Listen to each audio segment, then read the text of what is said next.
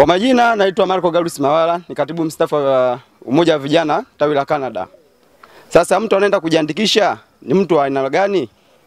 Kwanza kuna waandikishaji wapya ambao tokea zoezi hili lifanyika kwa mara ya mwisho mwaka 2020 mpaka itakapofika mwezi wa 10 mtu huyo atakuwa ametimiza miaka 18.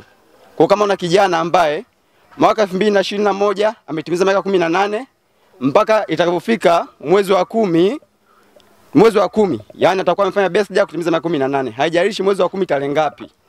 Anastahili aende akajiandikishe apate kitambulisho chake kipya cha mpiga kura. Huyo ni mtu wa kwanza.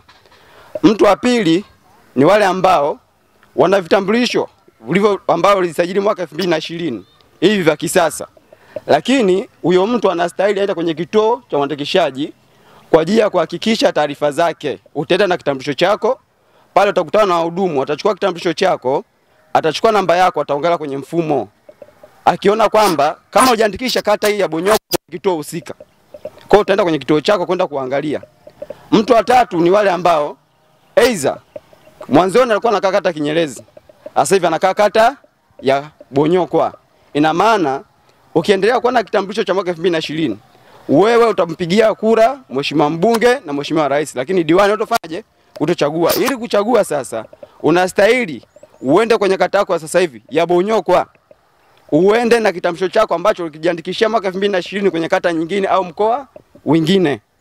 Unaenda unaambia mimi nimehamia kata ya Bonyokwa, atachukua kitambulisho chako, ataoboresha taarifa zako kwamba tokea uchaguzi huu hapa utafanyika mwezi wa 10. Wewe ni mkazi halali wa kata ya Bonyokwa. Hivyo utakuwa na kigezo cha kuweza kumpigia kura diwani mpaka mheshimiwa rais.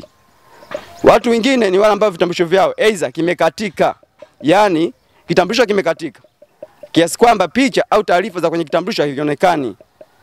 Kitambulisho hicho ambacho kimeharibika au maandishi yamefutika, unachukua kitambulisho hicho unaenda kwenye kituo cha kupiga kura, atachukua kile kitambulisho cha kwako, ataweza kukupatia kitambulisho kingine kipya. Sasa na wale ambao wamepoteza au wamesahau, hawajui kiko wapi, umetafuta kionekane. Utaenda, utasema mimi nilikuwa nimejiandikisha lakini kitambulisho changu nimekipoteza. Utafika pale, utataja majina yako yale ambayo ulikuwa umejiandikisha kipindi cha mwisho kama jinsi yalivyo. Wataangalia kwenye mfumo, watakukuta na mwisho utapata kitambulisho. Na zoezi na mtu wa mwisho ni wale ambao wana vitambulisho. Kuna wazee hapo nyumbani, mara ya mwisho kujiandikisha ni kwenye uchaguzi wa mwaka 1995 au 2005. Vile vitambulisho kabla ya zoezi la mwaka 2015 ni vitambulisho vile vya zamani ambapo unaweka picha passport. Tunavikumbuka wale wa zamani. Sasa vitambulisho vile kwenye mfumo mpya wa Tume Huru wa Uchaguzi havipo. Kwa mzee wa namna hiyo au mtu ambaye ana kitambulisho cha design hiyo, utamsaidia kwenda ukampe taarifa kwamba na yeye aende akajiandikisha akapate kitambulisho kipya cha kisasa. Sisi moyo. Lakini mimi niseme ninawashukuru sana kwa ajili ya hili zoezi la uandikishaji.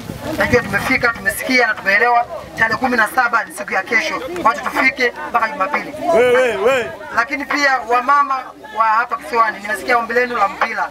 Mmesema mnao mazoezi.